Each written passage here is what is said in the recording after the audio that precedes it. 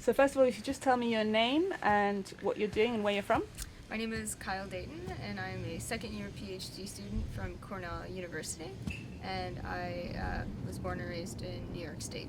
And what are you studying? I'm studying geochemistry, volcanology, and I'm looking mainly at volatiles and mount inclusions in the Canary Islands. Stop with the foot, please. Yes, sorry.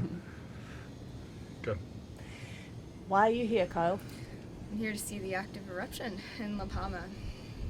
And you've been following this from the States? Yes, so I have had earthquake notifications on my phone for the last year and a half of the Canary Islands. So anytime that there's an earthquake, no matter the magnitude, I've been getting notifications. And you knew that this time it was different, didn't you? Because we've had seismic swarms Right, before. right. But why was this one different? Way closer to the surface, more in intensity, pretty significant eruption centered at one central point. Yeah, so I was cooking Christmas dinner during the December seismic storm and been really watching it like a hawk since then. And you called it? I didn't call it, but I said to Esteban we should take a look at this. Fantastic. And then you guys decided to come. So what have you been doing since you've been here? So since being here, we've actually traveled around pretty much all of the island, taking nanoparticulate samples. We have a particulate collector, impactor that sorts the ash particles directly from the air and deposits them directly on SEM and TEM stubs. So we'll take a look at some of those in situ ash samples when we get back to Cornell. And you've had some fairly extraordinary things happen while you're here, haven't Yes, you? definitely. Tell me about it. We've got caught in lapilli and small bomb showers when we were sampling the ash down by St. Nicholas. And yeah, got some decent sized bombs bouncing off our heads. Might have a few bruises on my arms, but it was really incredible to be in the midst of an active eruption. Were you scared?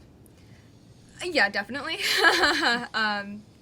Definitely probably one of the most intense experiences of my life, and I'm glad that we've made it out safely. But we got some great samples.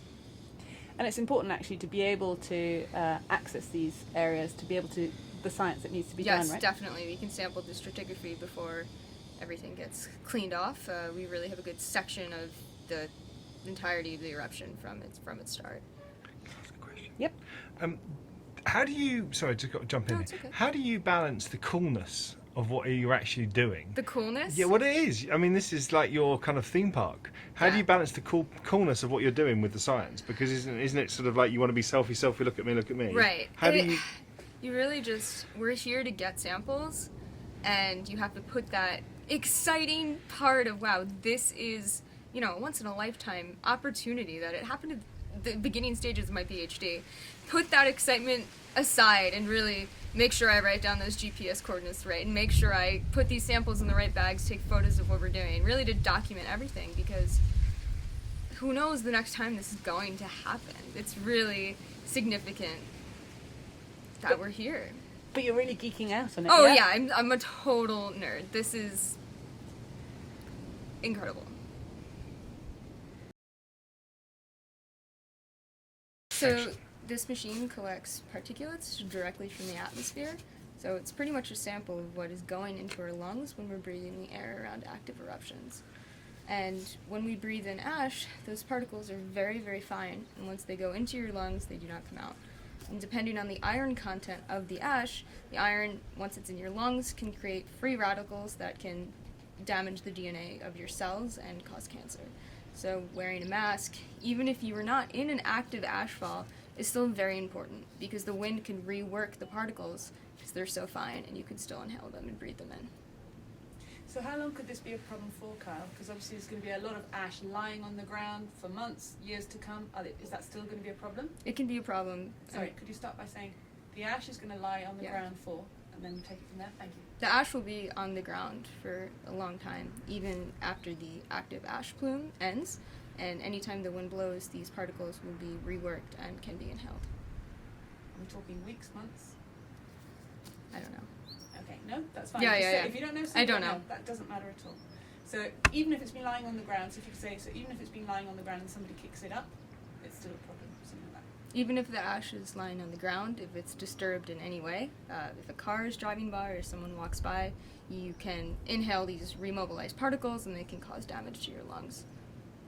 And I just want to finish off by saying, the authorities here are recommending everybody wears an FFP2 mask.